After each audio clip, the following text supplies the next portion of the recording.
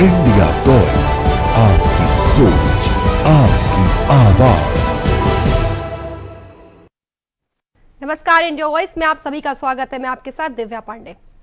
वक्त हो चला रिपोर्टर लाइव का, जहां दिन भर की तमाम बड़ी जानकारियां हमारे संवाददाता सीधे ग्राउंड जीरो से आप तक पहुंचाते हैं।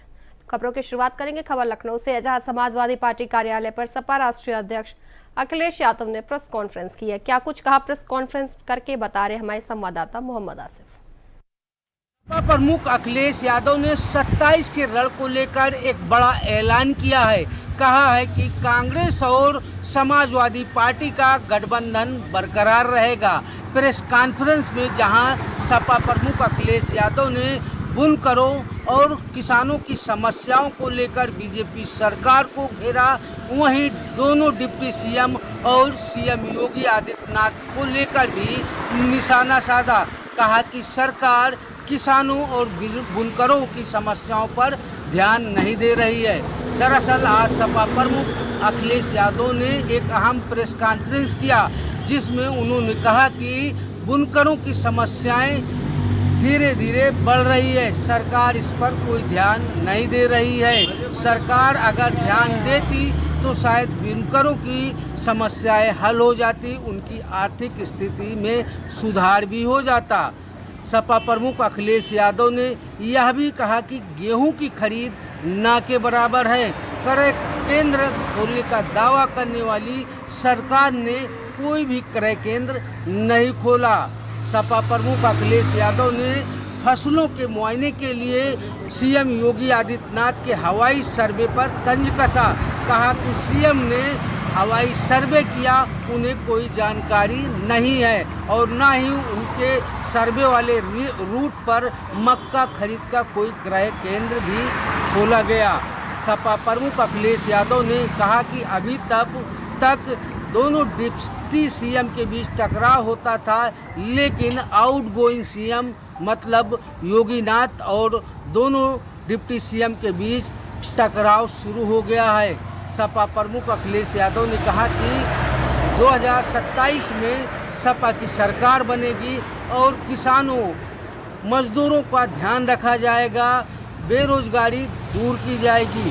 वहीं सपा प्रमुख अखिलेश यादव ने कौशाम्बी की घटना का जिक्र करते हुए डिप्टी सीएम ब्रजेश पाठक और केशव प्रसाद मौर्य पर भी बड़ा हमला बोला। कहा कि दोनों डीसीएम की वजह से पीड़ितों को न्याय नहीं मिल रहा है। वहीं सपा प्रमुख अखिलेश यादव ने प्रदेश अध्यक्ष श्यामलाल पाल के कौशाम्बी दौरे को लेकर भी बड़ा बयान दिया। तो ये राष्ट्रीय राजमार्ग कोटद्वार और पौड़ी गढ़वाल को जोड़ने वाला एकमात्र रास्ता है। कोटद्वार और दुग्गदा के बीच सड़क की बदहाल स्थिति है। इस पर ज्यादा जानकारी दे रहे हमारे संवाददाता अंजना गोयल। राष्ट्रीय राजमार्ग 534 पर खड़े हैं। यहाँ पर सड़कों की स्थिति बहुत ज्यादा खराब है। दुगड्डा और कोटद्वार के बीच में जगह जगह सड़कें टूटी हुई हैं और बदहाल स्थिति में है। ऐसा नहीं है कि यहाँ से सरकार या प्रशासन दोनों ही इस रास्ते से होकर गुजरते हैं। आप मेरे पीछे देख सकते हैं कि सड़कों की जो स्थिति यहाँ पर है, अगर बरसात में ये सड़क और भी ज्यादा डैमेज हो जाती है तो ये रास्ता बिल्कुल ब्लॉक हो जाएगा और कई कई घंटे के लिए लोग परेशान हो जाते हैं, जाम की स्थिति पैदा हो जाती है। कई बार तो ऐसा होता है कि रात से सुबह हो जाती है लेकिन रास्ता नहीं खुल पाता है। कई बार यहाँ से हमने देखा है कि चाहे वो डीएम हो या एसडीएम हो या कोई भी सरकारी अमला हो, वो सब इसी रास्ते से होकर गुजरते हैं। शायद काला चश्मा लगा होने के कारण उनको इन सड़कों की स्थिति नजर नहीं आती है। वहीं हमने कई बार देखा है कि बार बार मीडिया इस मुद्दे को उठाती भी है कि सड़कों की स्थिति बहुत ज्यादा खराब है। पीछे भी मुख्यमंत्री ने कहा था कि सड़कों को गड्ढा मुक्त कर दिया जाए, लेकिन शायद हमारे पौड़ी गढ़वाल के प्रशासन के कानों पर जू नहीं रेंगती है और उन्होंने इस तरफ कोई ध्यान नहीं दिया है। जो सड़क की स्थिति यहाँ पर बनी हुई है उससे कहीं ना कहीं पर्यटकों के लिए भी प्रभावित होती है और लोगों को परेशानी का तो सामना करना ही पड़ता है। जो पर्यटक बाहर से आता है उसके लिए ना कहीं रुकने की व्यवस्था ठीक से हो पाती है। कोटद्वार से अंजना गोयल की खबर लखनऊ से है, जहां गोवा से आ रही फ्लाइट में सहम यात्री गए। बता दें, टेक ऑफ के तुरंत बाद फ्लाइट में जबरदस्त टर्बुलेंस हुआ। तो वहीं इस पर ज्यादा जानकारी दे रहे हमारे संवाददाता मोहम्मद आसिफ। गोवा से लखनऊ आ रही इंडिगो फ्लाइट क्रैश होने से बाल बच गई। फ्लाइट ने जैसे ही टेक ऑफ किया, हिचकोले खाते हुए नीचे आने लगी। इस फ्लाइट में सवार 172 यात्रियों की जान सांसत में आ गई। फिलहाल पायलट ने बड़ी सूझबूझ के साथ यात्रियों को लखनऊ सुरक्षित पहुंचाया। दरअसल आज गोवा से इंडिगो की फ्लाइट 172 यात्रियों को लेकर लखनऊ आ रही थी। जैसे ही फ्लाइट ने टेक ऑफ किया, टर्बुलेशन शुरू हो गया और फ्लाइट धीरे धीरे नीचे आने लगी। इस दौरान कई झटके भी लगे, जिससे उसमें सवार यात्रियों की जान सांसत में आ गई। यात्री करीब 2 घंटे तक घबराए रहे। हालांकि पायलट ने बड़ी सावधानी पूर्वक और सुरक्षित ढंग से यात्रियों को लखनऊ पहुंचाया। तब कहीं जाकर यात्रियों के जान में जान आई। यात्री अलहमरा ने डीजीसीए और पीएमओ को एक्स के जरिए शिकायत भी की और प्लेन के हिचकोले खाने की बात भी लिखी। इस मामले में हालांकि जांच तेज कर दी गई है। फिलहाल जिस तरह से अहमदाबाद में एयर इंडिया का प्लेन क्रैश हुआ, उसके बाद हवाई यात्री पूरी तरह से असहज महसूस कर रहे हैं, असुरक्षित भी महसूस कर रहे हैं। आज जिस तरह से इंडिगो फ्लाइट टेक ऑफ होते ही टर्बुलेशन शुरू कर दिया और हिचकोले खाने लगी, इससे यात्री काफ़ी सहमे भी नजर आए। फिलहाल हवाई यात्रा को लेकर अब लोगों का कहना है कि जिस तरह से प्लेन हादसे हो रहे हैं, कहीं न कहीं हवाई यात्रा भी असुरक्षित है। खबर प्रयागराज से, जहां नाबालिग दलित बच्चे से रेप के मामले में सियासत तेज हो गई है। इस पर ज्यादा जानकारी दे रहे हमारे संवाददाता शुएब रिजवी। कौशाम्बी में नाबालिग बच्ची के तथाकथित रेप मामले में अब लगातार राजनीतिक रूप से तूल पकड़ता शुरू कर दिया है। समाजवादी पार्टी के प्रदेश अध्यक्ष आज संगम नगरी प्रयागराज आए थे और वहां से वो उस नाबालिग बच्ची के उनके परिजनों से मिलने के लिए घर जाना चाहते थे, लेकिन उनकी तरफ से ये आरोप लगाया गया कि उन्हें झूसी उनके आवास पर हाउस अरेस्ट कर लिया गया। बाद में उन्होंने समाजवादी पार्टी कार्यालय पर एक प्रेस कॉन्फ्रेंस की और तमाम तरह के गंभीर आरोप सरकार पर लगाए। उन्होंने कहा कि उनकी हाउस अरेस्टिंग लोकतंत्र की हत्या है। वो पीड़ित से और उनके परिवार से मिलने जाना चाहते थे, लेकिन उन्हें रोका गया है। साथ ही साथ उन्होंने इस पूरी घटना का, जो कौशाम्बी की घटना है, उस पर आरोप लगाया है कि दोनों डिप्टी सीएम की लापरवाही से घटना हुई है और कहीं ना कहीं गंभीर आरोप भी लगाए हैं। अब इस मामले की वो सीबीआई से जांच करने की बात कह रहे हैं। साथ ही साथ जो पीड़ित परिवार है उसको ज़्यादा से ज़्यादा मुआवजा मिले, इसके लिए भी सरकार पहल करे, इस तरह की बातें कही हैं। लेकिन ये घटना जिस तरह से लगातार तूल पकड़ रही है, पिछले दिनों इसी घटना में जो आरोपी है उसके परिवार के, उसके पिता ने जिस तरह से सुसाइड किया था, उसके बाद भी ये मामला काफ़ी तूल पकड़ा था। लेकिन अब एक बार फिर कहीं ना कहीं समाजवादी पार्टी के प्रदेश अध्यक्ष जो इस परिवार से मिलने जाना चाहते थे, उनको रोका गया। उसके बाद अब इस पर फिर आरोप लगना शुरू हो गया है कि कहीं ना कहीं इस मामले को दबाया जा रहा है। लेकिन जब तक उसको इंसाफ नहीं मिलेगा, उसकी लड़ाई समाजवादी पार्टी लड़ती रहेगी। Shoaib Rizvi, India wise, Prayagraj. खबर जौनपुर से है, जहां जमीनी विवाद को लेकर दो पक्षों के बीच जबरदस्त मारपीट हुई है। तो इस घटना में 2 लोग गंभीर रूप से घायल भी हो गए हैं। तो वही इस खबर पर ज्यादा जानकारी दे रहे हमारे संवाददाता विवेक। जमीनी विवाद को लेकर 2 पक्षों में हुई मारपीट के मामले में 2 लोग गंभीर रूप से घायल हो गए। हालांकि मारपीट की घटना का वीडियो सोशल मीडिया पर बड़ी तेजी से वायरल हो रहा है। वायरल वीडियो को पुलिस संज्ञान में लेकर जांच पड़ताल शुरू किया तो दोनों पक्षों की शिकायत के आधार पर पुलिस मामला दर्ज कर जांच पड़ताल में जुट गई और घायलों को इलाज के लिए अस्पताल में भर्ती कराया गया। तस्वीरों में साफ तौर पर देख सकते हैं किस तरह से जमीनी विवाद को लेकर 2 पक्ष आपस में लाठी डंडे से मारपीट करते हुए दिखाई दे रहे हैं। हालांकि पुलिस पूरे मामले की जांच पड़ताल कर रही है। पूरा मामला नेवड़िया थाना क्षेत्र का बताया जा रहा है। जौनपुर से विवेक कुमार, इंडिया वॉइस। खबर सीतापुर से है, जहां संविधान सम्मान और जनहित हुंकार यात्रा पहुंची है। आखिर कौन निकाल रहा है यह यात्रा और क्या उद्देश्य है, इस पर इस यात्रा का बता रहे हमारे संवाददाता नंद किशोर नाग। शोषित समाज पार्टी के राष्ट्रीय अध्यक्ष स्वामी प्रसाद मौर्य के नेतृत्व में आज संविधान सम्मान व जनहित हुंकार यात्रा सीतापुर के लालपुर और हरिगांव पहुंची, जहां पूर्व से ही मौजूद कार्यकर्ताओं ने स्वामी प्रसाद मौर्य का फूल मालाओं से भव्य स्वागत किया। स्वागत से गदगद स्वामी प्रसाद मौर्य ने अपने कार्यकर्ताओं को संबोधित करते हुए जनहित के मुद्दों को उठाने और लोगों की कार्यों में रुचि लेने की बात कही। हालांकि उन्होंने जनहित हुंकार यात्रा में लोगों को जोड़ने के लिए प्रयासरत दिखे। बताया जा रहा है कि ये पूरे प्रदेश भर में यात्रा निकाली जाएगी और लोगों को जोड़ने का भी कार्य किया जाएगा। अब देखने वाली बात होगी कि स्वामी प्रसाद मौर्य के संबोधन से उनके कार्यकर्ता कितने उत्साहित होते हैं और आने वाले दिनों में पार्टी के लिए क्या करते हैं, ये देखने वाली बात होगी। सीतापुर से इंडिया वॉइस के लिए खबर संभल से है, जहां सपा सांसद जियाउर रहमान बर्ग की ओर से कोर्ट के आदेश पर बिजली विभाग में 6 लाख रुपए का ड्राफ्ट जमा किया गया है। इस पर ज्यादा जानकारी दे रहे हमारे संवाददाता सतीश। चलें, सपा सांसदों की जो मुश्किलें बढ़ी थी बिजली विभाग को लेकर के, अब उनकी मुश्किलें कम होती हुई नजर आ रही हैं। पूरा मामला जनपद संभल के का है, जहां पर सपा सांसद जिया रहमान वर्ग की जो मुश्किलें बढ़ी थी, 1,91,00,000 का जो जुर्माना लगा था बिजली विभाग ने लगाया था कि उन्होंने ओवरलोड बिजली चलाते हैं, चोरी की बिजली के मामले में उन पर जो कार्रवाई की गई थी, इसी को लेकर के कई बार उन्हें नोटिस भी दिए गए थे, लेकिन उन्होंने नोटिस का समय मांग के बार बार और ये जवाब दाखिल नहीं कर पाए थे। और उसके बाद में अब संभल सपा सांसद जिया रहमान वर्ग के कोर्ट में ये केस ले गए थे। कोर्ट में ले आने के बाद में उनके वकील द्वारा जरा बहस की गई थी, तो कोर्ट ने ये आदेश किया गया है कि सपा सांसद जिया रहमान वर्ग के जो है 1 साल का जुर्माना लगाया जाएगा, जिसमें 6 लाख रुपए का उन पर जुर्माना लगाया गया है। आज बिजली विभाग ने उनके खिलाफ जो जुर्माना लगा था 1,91,00,000 का, उससे घटाकर 6 लाख का जुर्माना कर दिया गया है। आज जो 6 लाख रुपए जुर्माना जो जमा करने के बाद उनकी घर की बिजली जो है जोड़ दी जाएगी। सपा सांसद जिया रहमान वर्ग का कहना था कि हमने बिजली चोरी नहीं की है, लेकिन बिजली विभाग का कहना था कि ये चोरी की बिजली घर पर चला रहे थे। कैमरामैन प्रसन्न के साथ मैं Satish Singh, India voice news Sambhal. खबर आगरा से है, जहां पुलिस कमिश्नर के निर्देश में पुलिस ने बड़ी चोरी की घटना का खुलासा किया है। क्या कुछ खुलासा किया, बता रहे हमारे संवाददाता जुशान अहमद।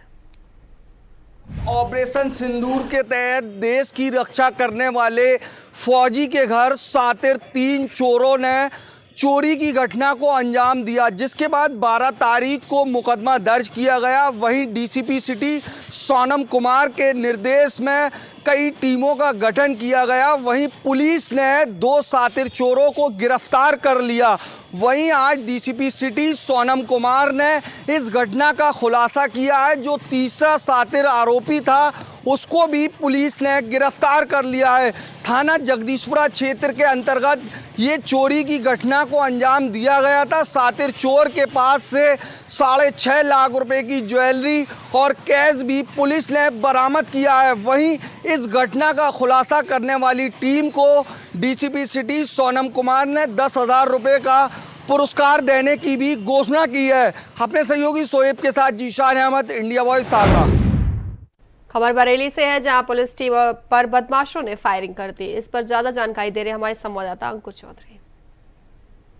घटना को अंजाम देने वाले 3 अभियुक्तों से पुलिस की मुठभेड़ हुई है। दरअसल ये मुठभेड़ जब हुई जब पुलिस को सूचना मिली मुखबिर के द्वारा कि तीनों बदमाश फरीदपुर की ओर जाने वाले मदर स्कूल के पास मौजूद देखे गए हैं। तभी पुलिस ने इनकी घेराबंदी की। पुलिस की घेराबंदी देखते ही इनको लगा कि पुलिस इन पर हमला करती है। इन्होंने पुलिस पर ताबड़तोड़ फायरिंग शुरू कर दी, जिसमें एक दरोगा के गोली छूती हुई निकल गई। फिलहाल पुलिस की तरफ से जवाबी कार्रवाई में भी एक बदमाश के पैर में गोली लगी और वहीं से मौके से दोनों बदमाशों को गिरफ्तार कर लिया। फिलहाल घायल को जिला अस्पताल में भर्ती कराया गया। वहीं जो पुलिसकर्मी घायल हुआ उसको भी अस्पताल में भर्ती कराया गया। वहीं अगर लूट की घटना के बाद इनके पास से बरामदगी की बात की जाए तो इनके पास से एक जिंदा कारतूस, एक तमंचा और 8,000 रुपए नकद बरामद हुए। बरेली से इंडिया वॉइस के लिए अंकुर चौधरी। खबर हापुड़ से है, जहां एक पंचायती धर्मशाला को कब्जा मुक्त करने के लिए प्रदर्शन किया जा रहा है। आखिर कब से हो रहा है प्रदर्शन, बता रहे हमारे संवाददाता शक्ति ठाकुर। यूपी के हापुड़ से है, जहां हापुड़ शहर के मोहल्ला लज्जापुरी में महिलाओं के साथ सैकड़ों मोहल्लेवासी प्रदर्शन कर रहे हैं। आपको बता दें, लोगों का आरोप है कि मोहल्ले के एक दबंग व्यक्ति ने पंचायती धर्मशाला पर कब्जा कर लिया है। लोगों का कहना है कि यह करीब 70 साल पुरानी पंचायती धर्मशाला थी और मोहल्ले के ही एक दबंग ने इस पंचायती धर्मशाला पर कब्जा कर लिया है। लोगों का कहना है कि इस पंचायती धर्मशाला में पिछले 70 सालों से लोगों के वैवाहिक कार्यक्रम, अन्य कार्यक्रम किए जा रहे थे। बीच में कुछ समय के लिए इस पंचायती धर्मशाला में स्कूल भी चलाया गया था और अब एक दबंग ने इस पंचायती धर्मशाला पर कब्जा कर लिया है। लोगों का कहना है कि जिले के जिला अधिकारी व अन्य अधिकारियों के पास वो तमाम शिकायतें दे चुके हैं, इसके बाद भी कोई ठोस कार्रवाई देखने को नहीं मिल रही है। वहीं जिस व्यक्ति पर आरोप लगाया जा रहा है उनका कहना है कि उन्होंने ये प्रॉपर्टी एक अन्य व्यक्ति से खरीदी है और यह उनकी प्राइवेट प्रॉपर्टी है। कुछ लोग साजिशन उनको फंसाना चाहते हैं और उन पर झूठे निराधार आरोप लगा रहे हैं। अब तो यह जांच के बाद ही क्लियर हो पाएगा कि यह पंचायती धर्मशाला है या प्राइवेट प्रॉपर्टी। लेकिन जिले के अधिकारियों को जल्दी दूध का दूध और पानी का पानी करना होगा ताकि जो असमंजस की स्थिति है वो साफ हो पाए।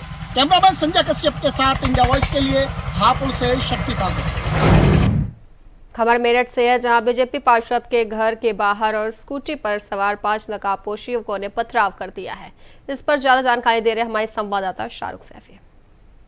एक बार फिर पत्थरबाज गैंग हुआ सक्रिय। आपको बता दें, भाजपा के पार्षद के घर पर पत्थरबाजों ने पत्थर बरसाए और वहां से रफू चक्कर हो गए। बताया जा रहा है कि मेरठ के थाना कंगरखेड़ा क्षेत्र के फाजलपुर में वार्ड 25 के पार्षद अशोक कनौजिया के मकान पर कुछ पत्थरबाज पहुंचते हैं और वहां पर लगातार पत्थर बरसाकर वहां से रफू चक्कर हो गए। इस पूरे मामले का मेरठ पुलिस ने संज्ञान लेते हुए मुकदमा दर्ज कर और पत्थरबाजों की तलाश में जुट गई है। इधर भाजपा के पार्षद अशोक कनौजिया का कहना यह है कि मेरी पत्नी देहरादून के अस्पताल में भर्ती है और मैं देहरादून में ही था। मेरे पीछे मेरी बच्ची और मेरा बेटा था, जिस पर मकान में वहां पत्थरबाजी की गई है, जिसके चलते मकान के गेट भी तोड़ दिए गए हैं। मेरठ से इंडिया वॉइस के लिए शाहरुख सैफी। खबर पीलीभीत से है, जहां धर्म परिवर्तन का मामला पिछले कई सालों से चलता आ रहा था, तो ईसाई मिशनरियों द्वारा भोले भाले लोगों को लालच और बहला फुसलाकर ईसाई धर्म स्वीकार कराया गया। इस पर ज्यादा जानकारी दे रहे हमारे संवाददाता अमित पाल।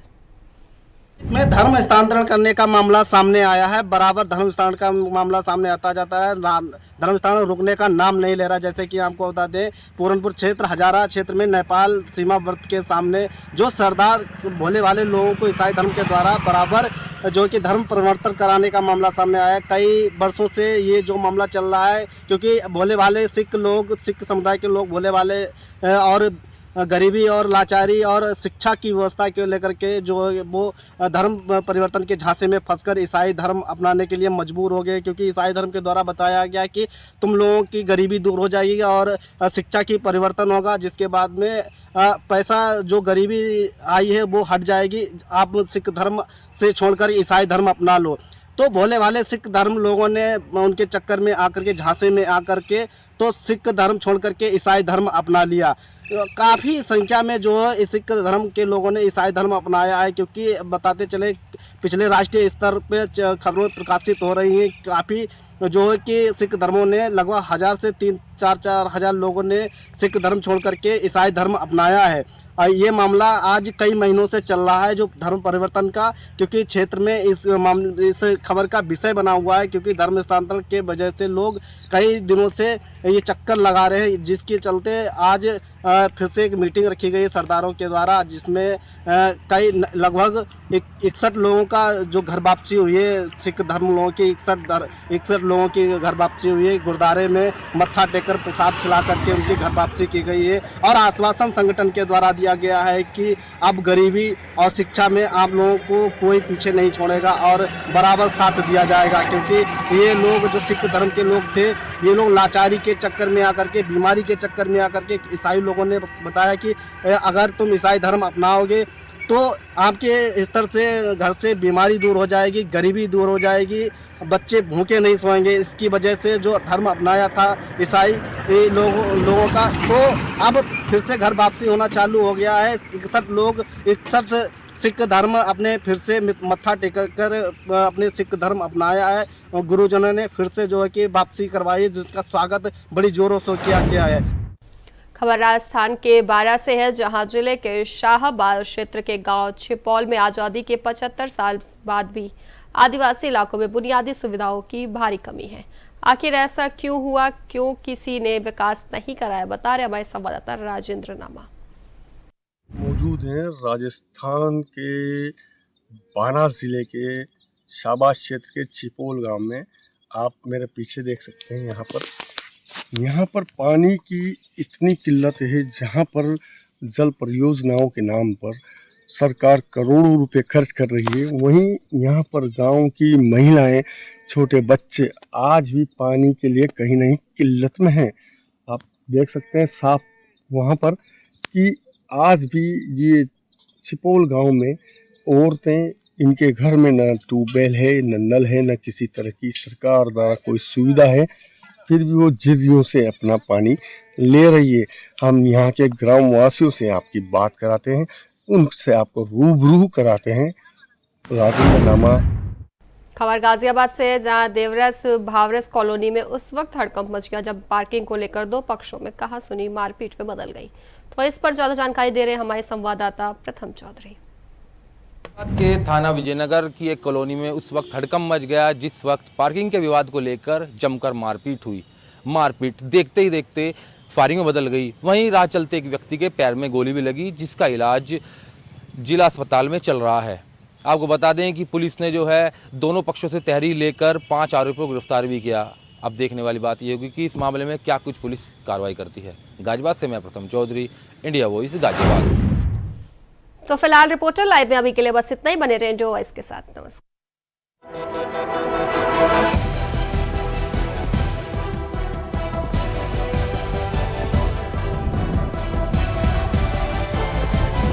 इंडिया वॉइस, आपकी सोच, आपकी आवाज।